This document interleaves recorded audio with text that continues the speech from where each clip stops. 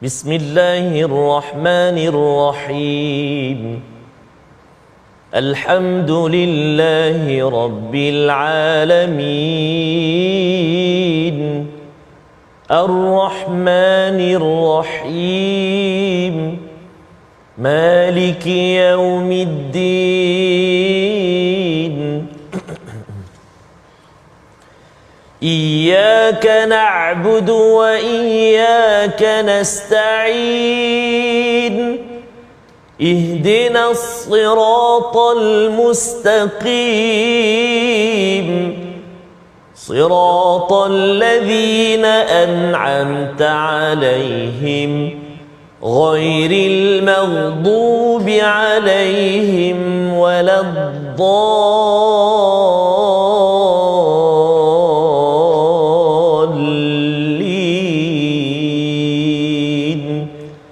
آمين صلى الله.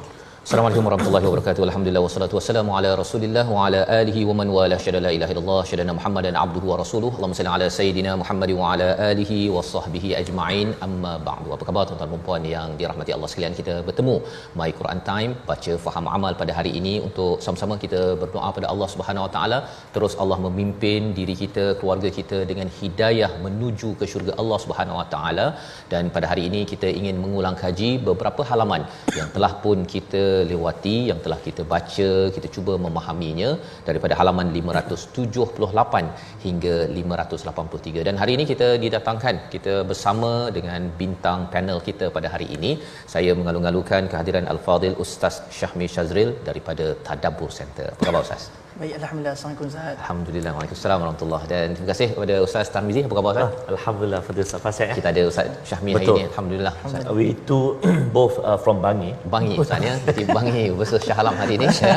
Untuk sama-sama kita bersama Al-Quran kita disatukan dan bersama dengan tuan-tuan yang berada di rumah dijemput untuk terus ya berkongsi dan share ya di Facebook ataupun di YouTube mana saja, kongsikan apakah butir-butir yang akan kita congkel lagi bersama Al-Fadhil Ustaz Syahmi pada hari ini. Jadi mari sama-sama kita melihat kepada halaman 578. Kita mulakan sesi kita dengan doa kita. Subhanakala ilmalana illa ma 'allamtana innaka antal alimul hakim.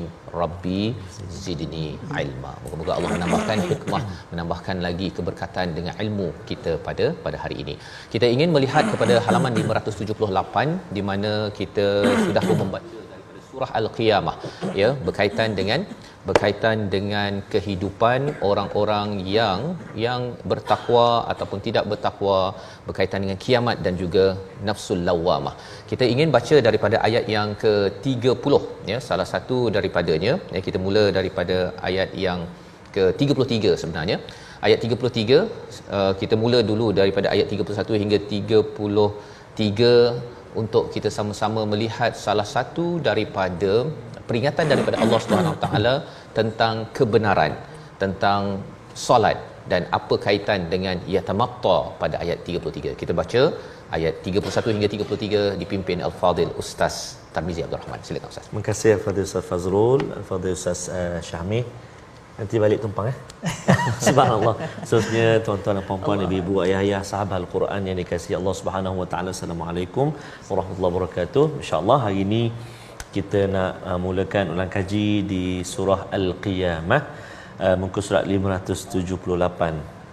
Saya kira ini adalah ulang kaji yang terakhir ataupun akhir-akhir Ustaz Faz Betul. Sebelum kita landing. Ya. Ustaz, dan kita amat mengalukan Ustaz Syahmi ya, yang berada di penghujung Quran Time ini. Betul. Harapnya ini bukan penghujung lah Ustaz ya. Doakan agar ia ada kembali bermula dan dapat lebih banyak lagi bersama dengan Ustaz Syahmi. Sebelum ni ada Ustaz Syari ya. Kita perlukan semua yang terlibat dengan Al-Quran ini untuk bersama bergabung membina masyarakat insya-Allah. Terima kasih kepada Ustaz Fazal. Ustaz, mohon izin tuan-tuan dan puan-puan sahabat Al-Quran, mari kita ibu ayah sekalian kita baca ayat 31, 32 dan 33 muka surat 578. A'udzubillahi minasyaitonirrajim.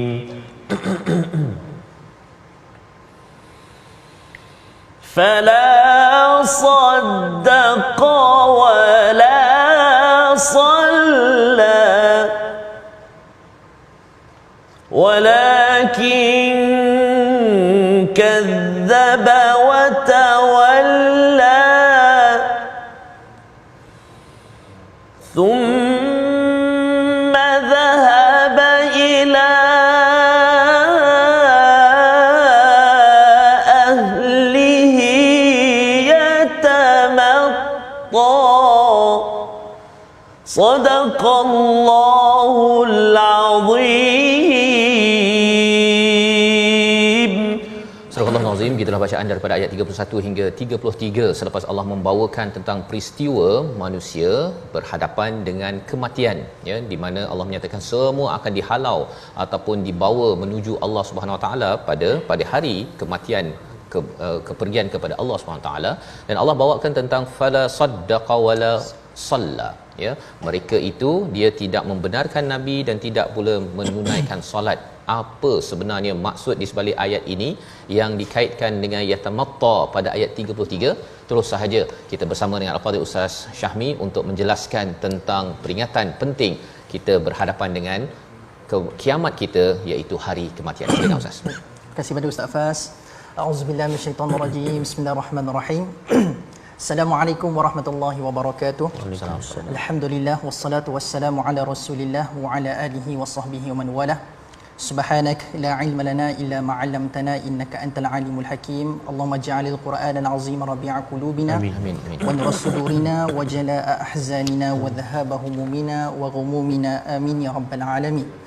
Baik, ayat yang kita bakal bincangkan pada hari ini adalah ayat yang bergetarkan jiwa, kerana sidang penonton sekalian, ayat pada hari ini bakal berbicara tentang satu sikap yang mungkin kita boleh lihat berlaku pada realiti pada hari ini, Ustaz Fas dengan Ustaz Tar. Iaitulah bila mana Allah Subhanahu Wa Taala menyebutkan berkenaan dengan thumma dhahaba ila ahlihi yatamatta. Kita melihat ada orang-orang yang Allah sebutkan dalam ayat ini yang lenggang kangkung santai berjalan dekat muka bumi ini, datang kepada keluarganya dalam keadaan yang sombong. Seolah-olah macam tidak ada apa-apa berlaku dalam kehidupannya. Hidup dia seolah-olah macam tak ada muhasabah dia buat. Dia macam seolah-olah hidup rasa macam semua dia buat tu dia rasa buat betul je belaka. Jadi dalam ayat ini, sebelum Allah sebut tentang dia orang berjalan kepada ahli keluarga mereka dalam keadaan yang sombong, Allah terlebih dahulu menyebutkan dua perkara, tuan-tuan sekalian. Pertama, orang ini dia mengabaikan Al-Quran, langsung tidak hormat Al-Quran. Yang kedua, Allah sebut mereka tidak mengambil berat tentang institusi salat. Bayangkan, sidang penonton sekalian, dua perkara ini adalah dua perkara asas dalam agama kita, tetapi diendahkan oleh manusia. Kalau untuk lebih faham, saya suka untuk bawa satu kisah, Ustaz Fas, daripada surah Al-Baqarah, yang mana kita pernah dengar kisah ini sebelum ini, berkenaan dengan orang-orang yang sudah mula tidak ada rasa hormat kepada kalam Allah, tetapi kisah ini diletakkan pada Bani Israel. Bani Israel, tuan-tuan sekalian, pada surah Al-Baqarah ayat 79, ada gambaran Allah sebutkan berkenaan mereka ini langsung tidak hormat kalam Allah. Bagaimana keadaannya? Mereka ini bila mendengar Nabi Musa alaihi salam mengajarkan Taurat kepada mereka, mereka yaktubunal kitaba bi aidihim. Mereka menulis apa yang diajarkan oleh Nabi Musa daripada Taurat dengan tangan mereka sendiri. Kita dengar, baguslah ni catat nota dia ni kan. Bila kita belajar ni, bila catat nota, kita kata, bagus ni orang macam ni. Tapi kesilapannya adalah pada ayat selepas-lepasnya Allah menyebutkan, selesai majlis dengan Nabi Musa AS, mereka mengatakan, hadza min indillah. Tadi masa dia catat tu, kesilapannya adalah dia tulis tapi ikut suka dia. Dia rasa macam benda ni macam kena dekat jiwa aku lah, dia pun tulis kat dalam buku nota dia, Ustaz Fas. Dia tulislah mana-mana yang kena dekat jiwa dia, mana yang tak kena dengan jiwanya dia tinggalkan daripada tulisannya. So maksudnya tulisannya itu telah berlaku perubahan daripada yang teks asal ataupun yang asli. Maka bila mana dah banyak perubahan berlaku, sepatutnya dia kena kata itu daripada dia, bukan daripada Taurat, daripada Allah. Tapi kesilapannya lepas habis majlis dia kata hadza min indillah. Lalu Nabi Musa menegur sikap Bani Israel yang tidak hormat kepada kalam Allah, sebab telah berlaku banyak perubahan pada tulisan mereka. Maka bayangkan ucapan tak hormat yang kita pun tak jangka ini keluar daripada mulut Bani Israel yang telah mendapat nikmat yang sangat banyak. Allah peringatkan, wadhkuru ni'mati allati an'amtu alaikum. Banyak nikmat Allah bagi pada Bani Israel. Tapi sebab tak hormat pada kalam Allah, cuba tengok macam mana sedikit demi sedikit Allah cabut benda-benda baik dalam diri mereka. So apa respon mereka? Dia kata apa? Okey wahai Musa, aku tahu benda ni salah. Wa qalu lan tamassana an-naru illa ayyaman ma'dudah. Wahai Musa, kalau kami ni masuk neraka sekalipun, masuk neraka ayyaman ma'dudah je. dalam bilangan hari yang boleh dikira dengan jari. Masuk neraka sekejap je. Alah, kalau kami kan banyak juga buat benda-benda baik, bukan kami tinggalkan semua daripada Quran, cuma ada satu dua yang tak kena kat jiwa kami tinggalkan daripada tulisan kami.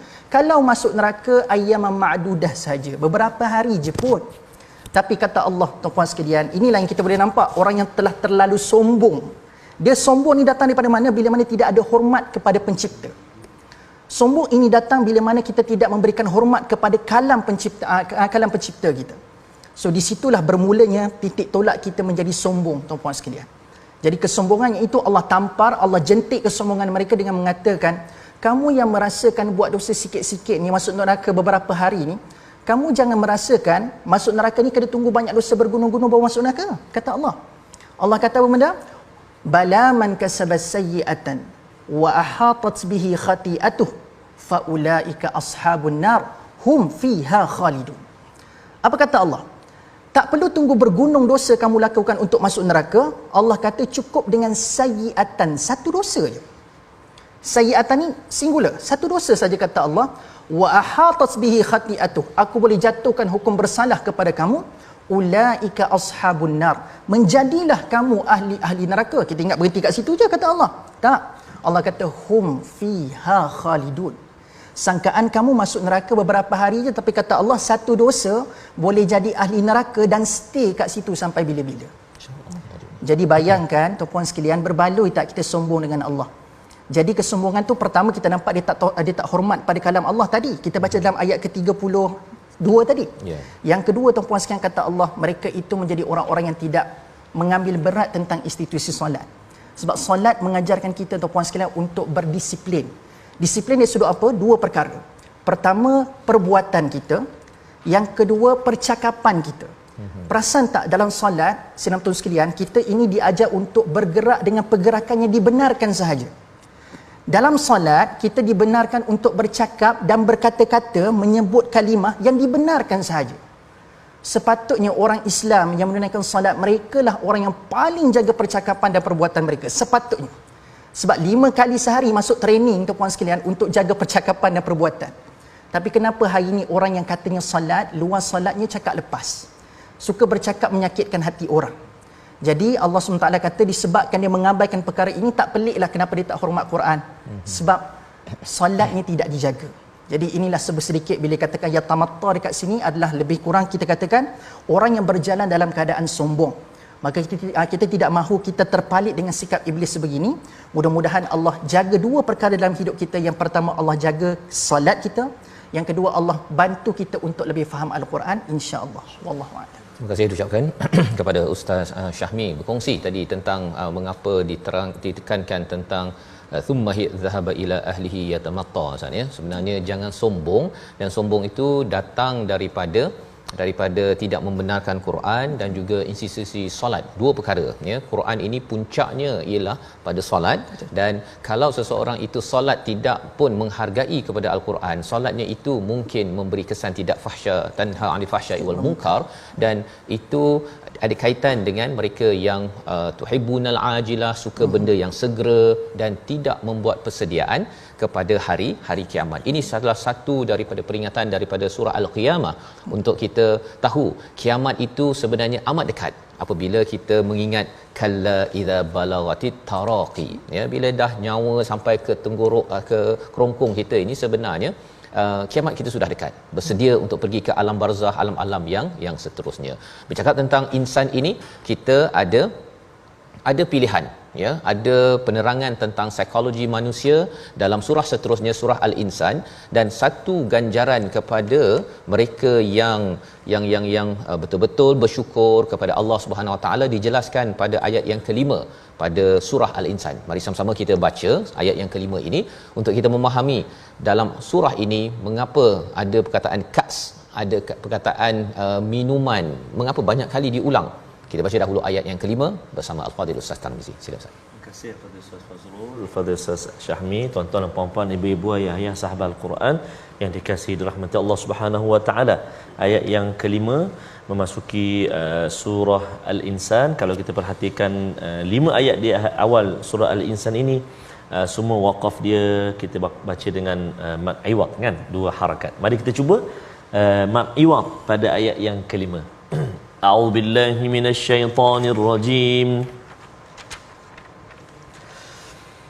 Innal abrara yashrabuna min ka'sin kana mizajuha kafura.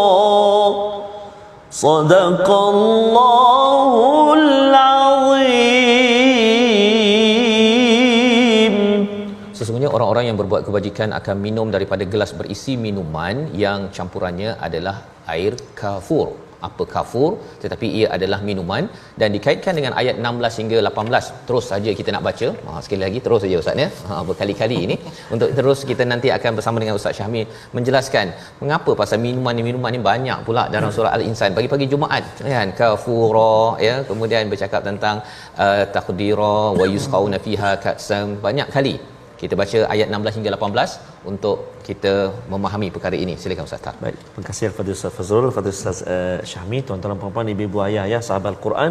Kita sambung ayat 16, 17, 18 lagi kita akan baca dengan waqaf pada mad iwad 2 harakat. Ustaz, kita mula daripada 15 Ustaz. 15 berulang tu kan. Baik, Awari betul. tu. Silakan. Baik. Kita mula daripada 15 hingga 18. Ya, betul. 18 baik. A'udzubillahi minasyaitonirrajim. Wa yutafu 'alaihim bi aniyatin min fiddatin wa akwabin kanat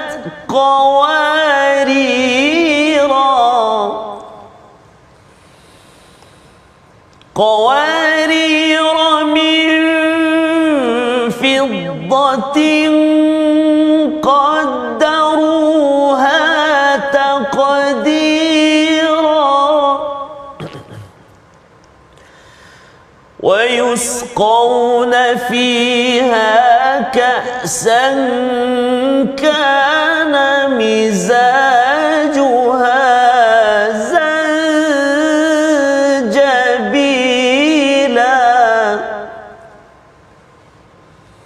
عينا فيها تسمى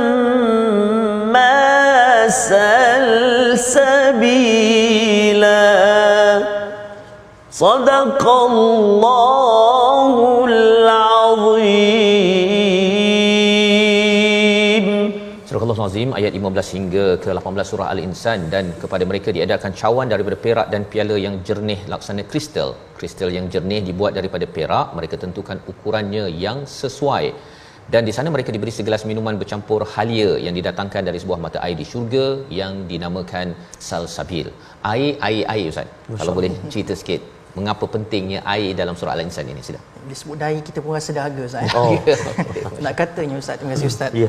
Tarmizi, bila saya partner Ustaz Tarmizi banyak kali dah Ustaz Fazrul sebenarnya. Saya rasa macam setiap kali berpartner dengan Ustaz Tarmizi mesti rasa macam nak baca sedap macam Ustaz. Allahu Akbar. Tapi kebetulan lepas habis tu kita try sekali baca. Jadi Ya. alhamdulillah. Kita cuba ya. Jadi betul insya-Allah. Insya-Allah. Jadi nak kata Ustaz, bila saya mendengar dan kita membaca benda ni, kita baca setiap pagi Jumaat dan kita dengar imam akan mengalunkan suratul Insan pada setiap pagi Jumaat. Dan saya nampak satu hikmah yang sangat cantik kenapa kita disunnahkan untuk sebegitu diperdengarkan suratul Insan. Sebab hari Jumaat ni adalah penghulu segala hari, yang mana semua umat Islam melihat hari ini sebagai hari kerihatan sebenarnya. Sebab itu untuk para muslimin kita digalakkan, atau bukan digalakkan, minta maaf, kita difardukan untuk pergi salat Jumaat. Sebab di situ kita akan berehat dengan perkara yang sebenar. Sebab kita nampak rehat ni tidur lah. Tetapi Allah SWT menjadikan satu kefarduan, berehat kamu ni adalah untuk kamu ni menambahkan potensi. Sebab tu kita kena dengar khutbah Jumaat. Sebab kita nak menambahkan potensi diri kita. Jadi di waktu kita berehat, biasanya bila kita sudah letih dalam satu keadaan ataupun satu situasi, biasanya kita jarang cari makanan. Bila kita letih, biasa kita akan cari air, tuan-puan sekalian. Kan? Jadi Allah SWT seolah-olah di pagi hari lagi, bila kita bangun subuh, kita diperdengarkan hari ini adalah hari kerihatan, dan bila kamu letih, kamu akan cari air. Kenapa orang beriman ni dikatakan macam letih? Kenapa, tuan-puan sekalian?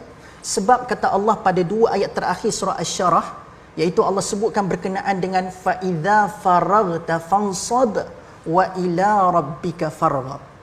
Kenapa tuan-puan sekalian mereka ni digambarkan seolah-olah letih? Tidak letih dalam kefahaman kita macam exhausted, tidak, tapi letih dekat sini bermaksud letih dalam kebaikan.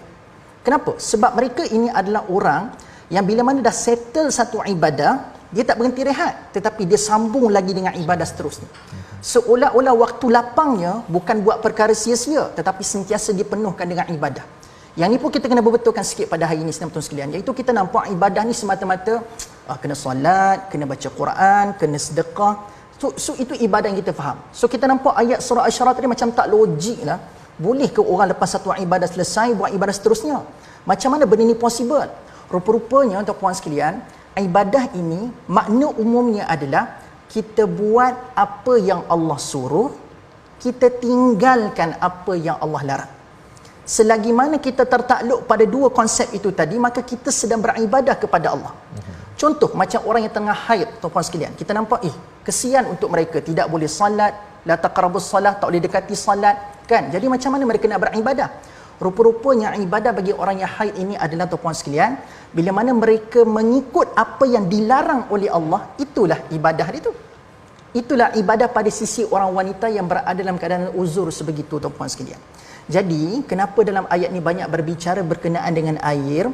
Bayangkan, satu, kita dah letih, kita minum air, dan Allah sebut dekat dalam syurga nanti airnya luar biasa dan sempurna.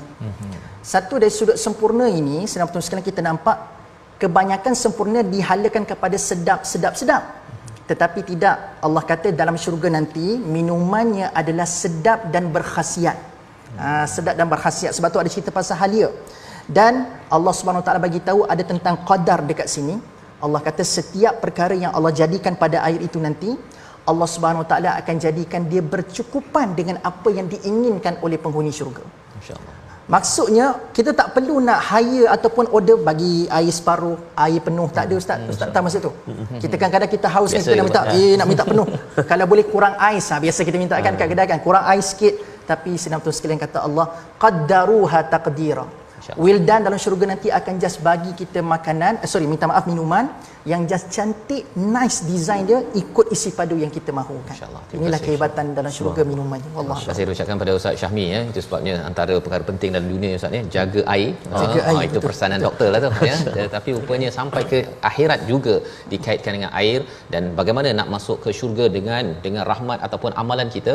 Kita dengarkan jawapannya sebentar lagi. Kita berehat My Quran Time, baca faham aman insya-Allah.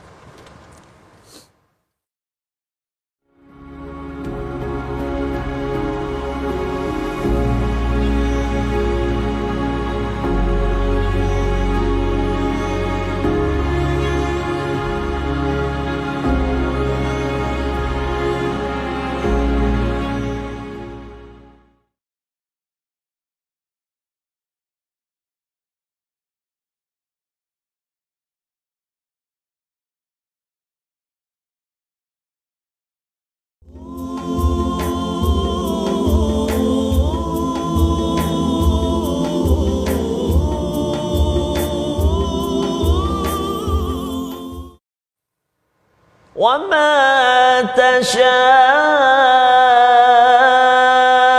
تشاءون إلا أن يشاء الله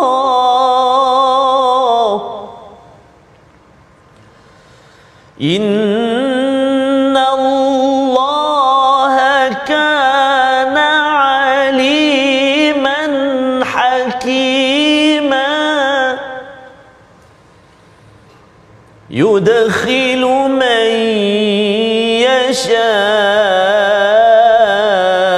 يشاء في رحمته والظالمين أعد لهم عذابا أليما صدق الله العظيم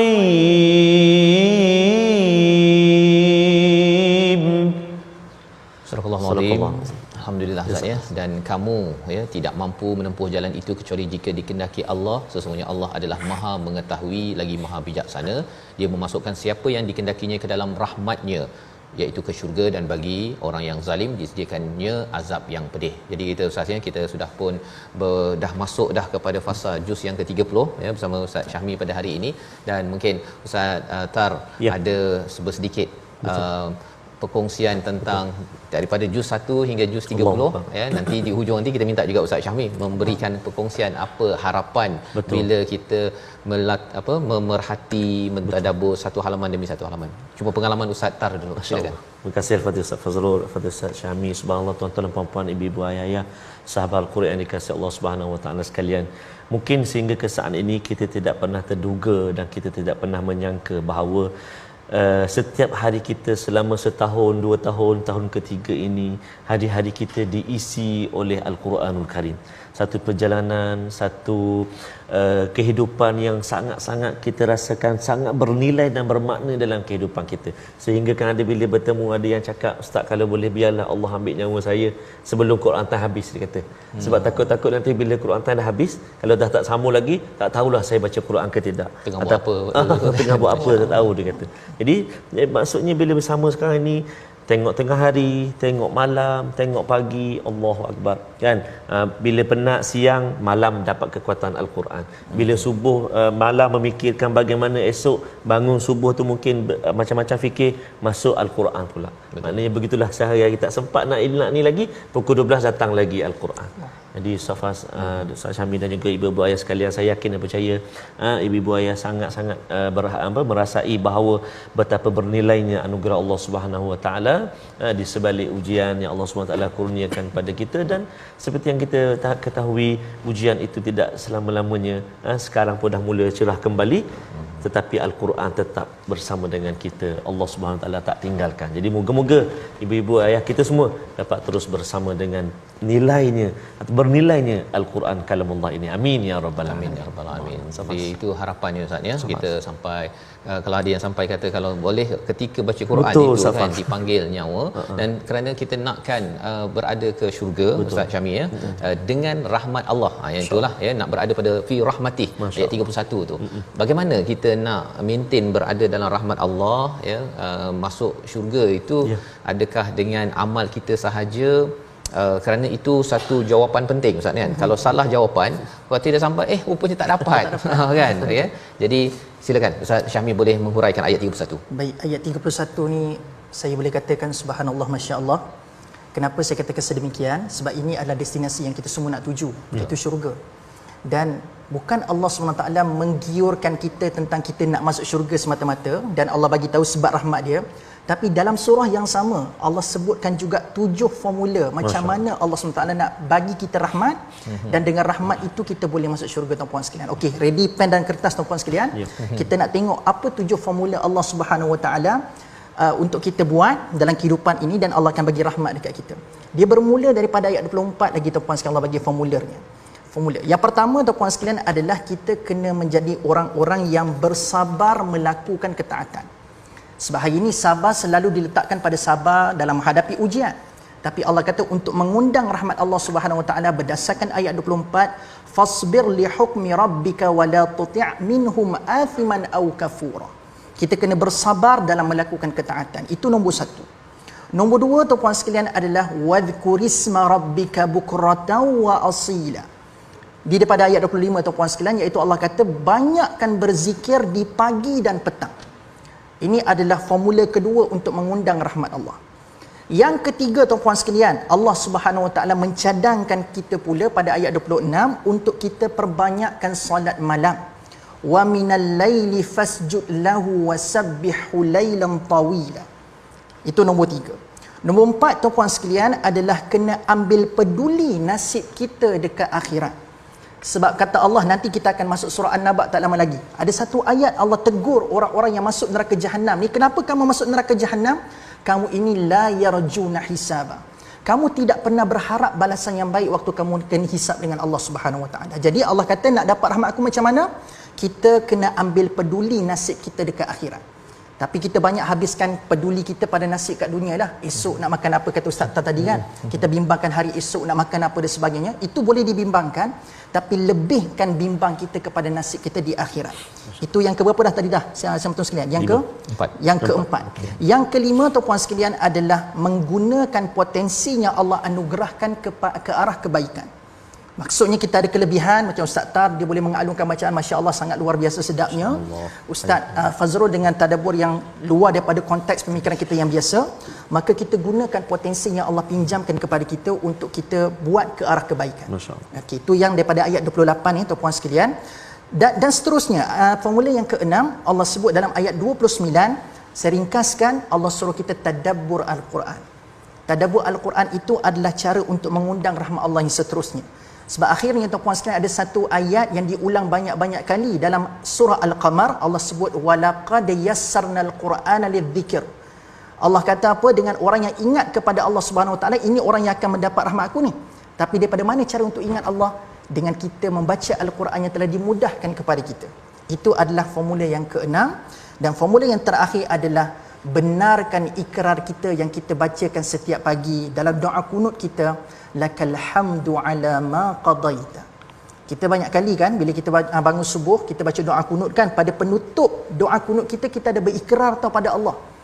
Selama ni kita ingat ikrar kita pada doa iftitah sahaja. Tetapi dalam doa kunut kita setiap pagi, kalau kita faham kita punya lafaz doa kunut, rupa-rupanya ni macam ikrar kita dengan Tuhan setiap pagi untuk kita kekal positif. Salah satunya adalah lakal hamdu ala ma qadaita. Apa maksud lafaz ini, ikrar ini? Aku janji ya Allah, lakal hamdu, aku akan ucap syukur kepadamu ala ma qadaita, atas setiap perkara yang ditakdirkan kepada aku. Setiap pagi ni kita janji dengan Allah ni. Maksudnya bila sebut takdir ni, dia boleh datang dalam bentuk nikmat, dia boleh datang dalam bentuk musibah. Tapi janji kita apa? Dapat nikmat ke, dapat musibah ke, lakal hamd, aku akan ucap syukur padamu ya Allah.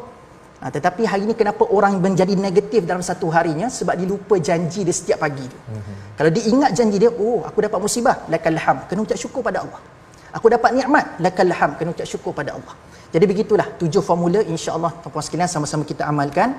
Mudah-mudahan rahmat Allah datang kepada kita, Allah perkenankan rahmatnya kepada kita, seterusnya kita berkeluarga dan berkumpul dalam syurga nanti, insya-Allah. Insya-Allah. Amin ya rabbal alamin. Moga-moga Allah menjadikan kita Ustaz ya mempunyai 7 sifat insan yang ada di hujung surah Al-Insan ini, agar moga-moga Allah berikan rahmat pada kita dan kita terjauh betul daripada menjadi orang zalim lah Ustaz ya. Dah diberi potensi, tak digunakan potensi, dah diberikan ketaatan, Allah dah bagi dah panduan tapi tidak mahu bersabar atas panduan ketaatan yang telah Allah berikan. Dan memang bercakap tentang ketaatan ni Ustaz ya, kita sahaja yang ada pilihan, kita dan jin kan. Yang lain itu dia memang taatnya itu secara karha kan, tak ada pilihan. Dan bila Allah beri pilihan itu, sudah tentunya kita sebagai insan ingin memilih menjadi orang yang masuk dalam rahmat Allah ke syurga, dan itulah yang paling indah sebagai seorang manusia. Bercakap tentang perkara ini, kita menyambung dalam surah Al-Mursalat ya. Kita ingin membaca daripada ayat yang ke-20 hingga 24. Kita nak lihat sedikit bagaimana Allah mengingatkan kepada kita suatu perkara yang amat penting. Kita baca dahulu ayat 20 hingga 24 bersama Ustaz Tarmizi. Terima kasih Fadil Ustaz Fazrul, Fadil Ustaz Syahmi. Ibu-ibu, ayah-ayah, sahabat Al-Quran, tuan-tuan dan puan-puan yang dikasihi rahmat Allah Subhanahu wa taala.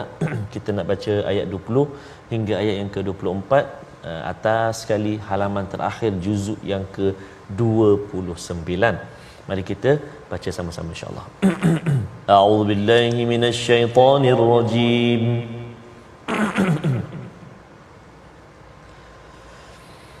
Alam nakhluqukum min ma'in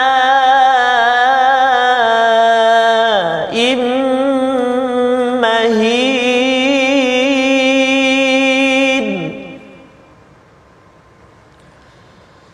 faja'alnahu fi qararin makin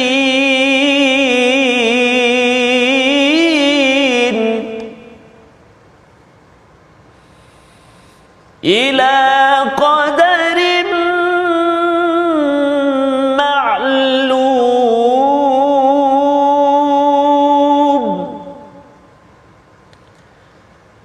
فقدرنا فنعم القادرون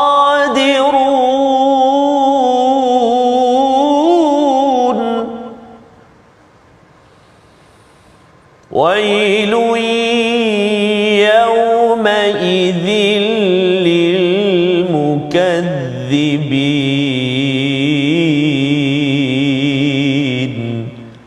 صدق الله العظيم.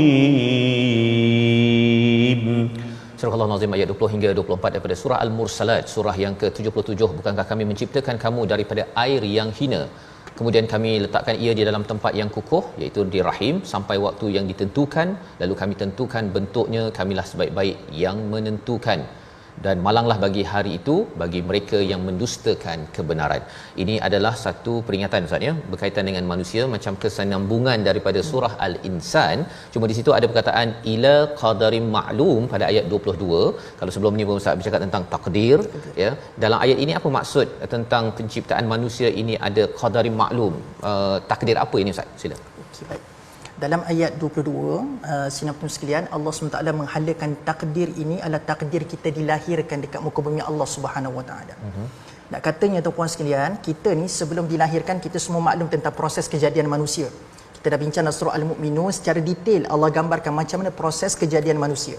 Yang itu kita dah belajar macam mana konsep dan apa yang telah Allah jadikan secara prosesnya dalam perut seorang ibu. Cuma yang saya nak tarik perhatian kita sama-sama untuk melihat ayat ini adalah bila mana Allah Subhanahu Wa Taala ada menyebutkan tentang Allah je yang tahu takdir hidup kita ni sampai kita dilahirkan, maksudnya ada perkara-perkara yang menjadi rahsia yang tidak akan dapat diketahui oleh manusia. Contoh, saya bagi mudah tuan-puan sekalian faham. Kita tuan-puan sekalian pada hari ini, contoh kalau ibu yang sedang mengandung, biasa kalau dia pergi ke klinik, dia boleh buat scan 4D, 3D untuk mengesan barangkali jantina anak laki ke perempuan kan. Kadang-kadang ada yang sampai tak 5D dah pada hari ini, nak tengok muka anak tu macam mana rupanya nanti. Punyalah tak sabar manusia, tak nak tunggu anak dia lahir dulu nak tengok macam mana keadaan rupa, dia nak tengok macam mana rupa anaknya dekat dalam perut. Sampai kita tengoklah ramai yang share gambar anak kan dekat-dekat dalam Facebook, dekat Instagram. Satu keadaan yang kita kena admit dan kita kena akui sama tuan sekalian adalah Allah kata betul kamu boleh tengok keadaan yang telah ada dekat dalam perut ataupun rahim ibu itu, tetapi itu cuma sekadar andaian sahaja. Kebanyakannya bila mana kamu tengok benda tu, tak semuanya tepat seperti mana bila bayi itu keluar daripada perut.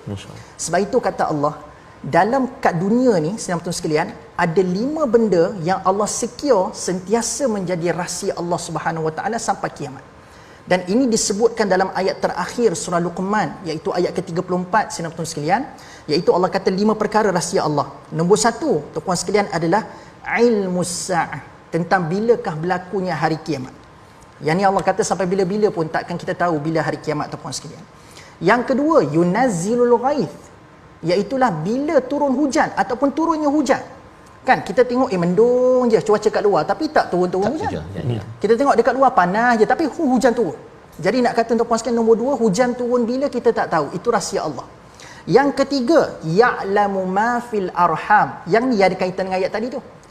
Allah kata apa yang berlaku dalam rahim ibu hanya Allah Subhanahu Wa Taala saja yang tahu.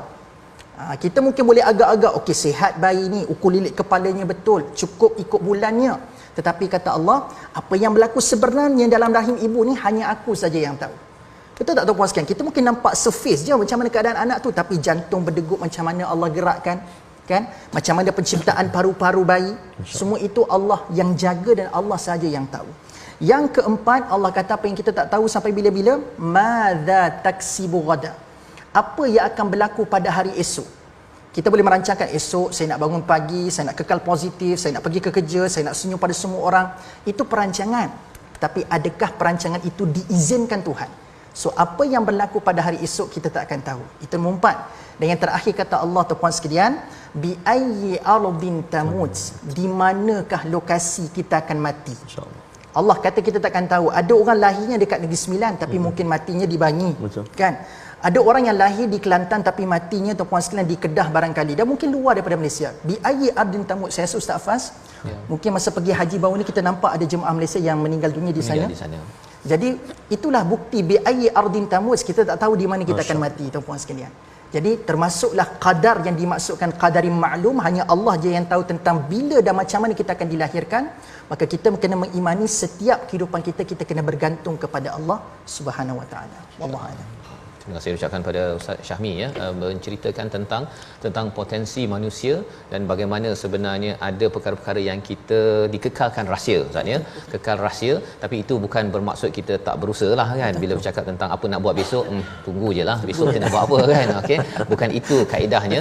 Bila ada qadar daripada Allah itu, kita ingin menuju kepada qadar yang baik.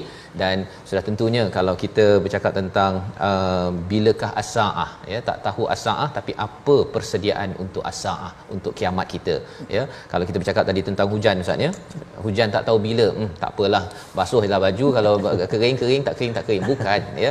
Kita tahu bahawa rezeki itu datang daripada Allah, maka kita makin lagi berbuat amal yang menjemput barakah daripada Allah Subhanahu Wa Taala. Jadi semua perkara qadar tadi itu dimaklumi oleh Allah, kita tak tahu tapi kita berusaha mendekati Allah untuk memastikan kita buat yang terbaik dalam membuat persediaan kepada hari pembalasan nanti. Kalau Ana boleh celah sikit. Ya.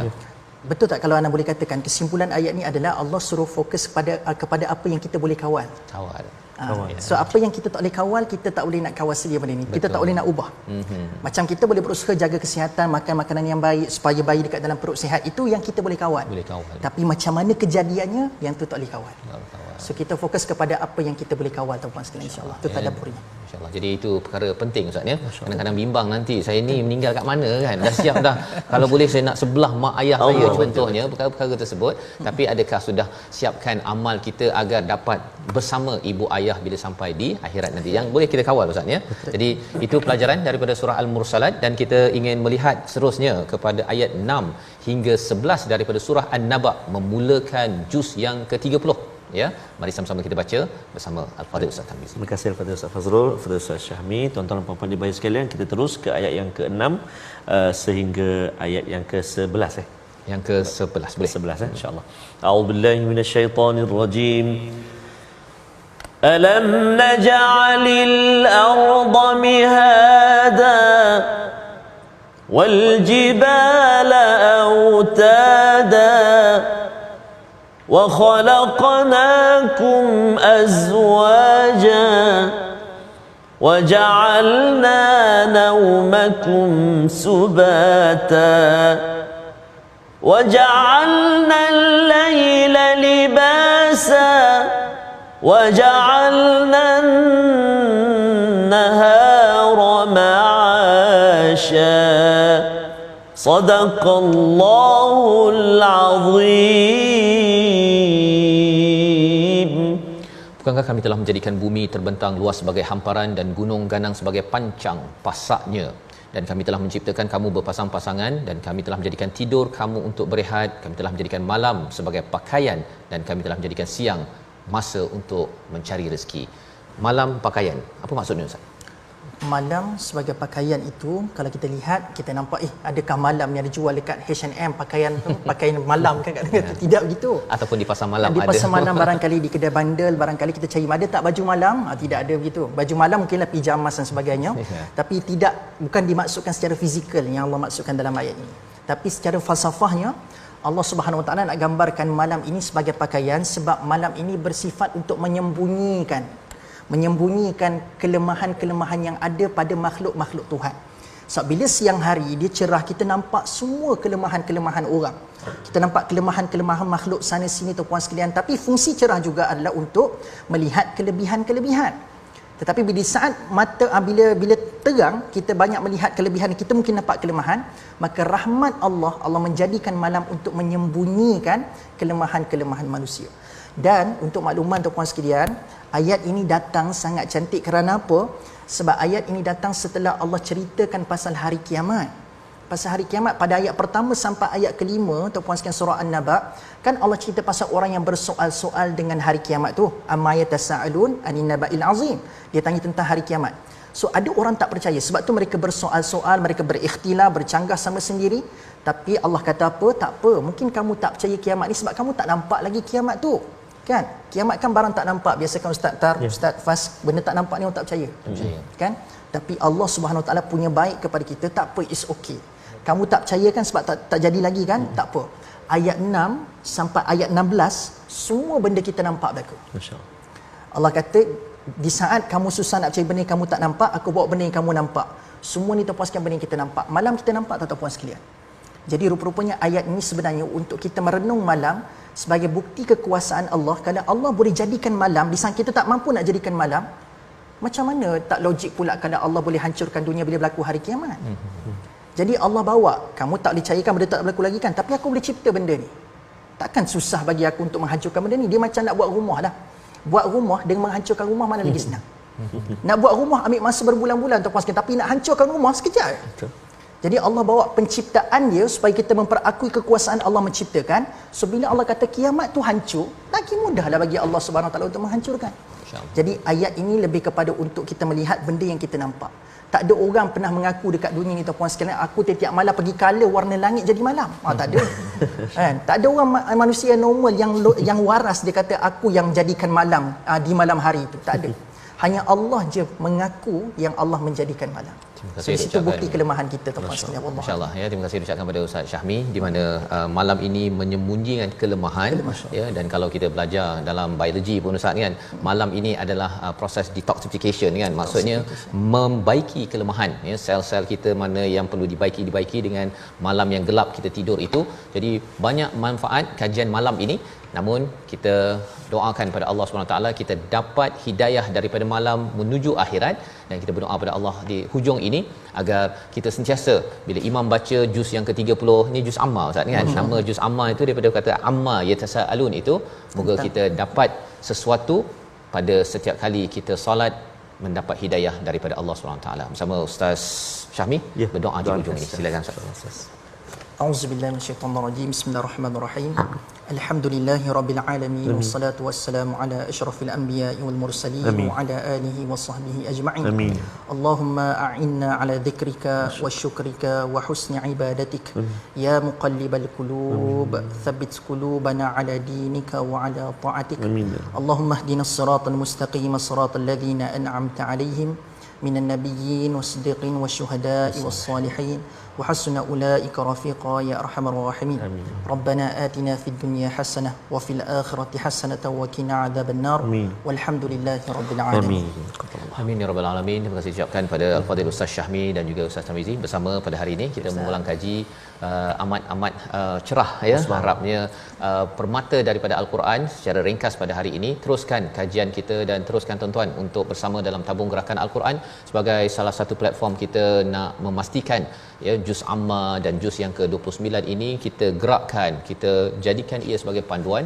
Ramai lagi yang akan bila mendengar imam membaca itu adalah sebagai satu tazkirah penting, bukan sekadar mendengar menunggu ceramah-ceramah, tapi solat sebagai tempat untuk membina jati diri menuju pada Allah Subhanahu Wa Taala. Kita bertemu lagi dalam halaman baru pada hari esok insya-Allah. My Quran Time, baca faham amal insya-Allah.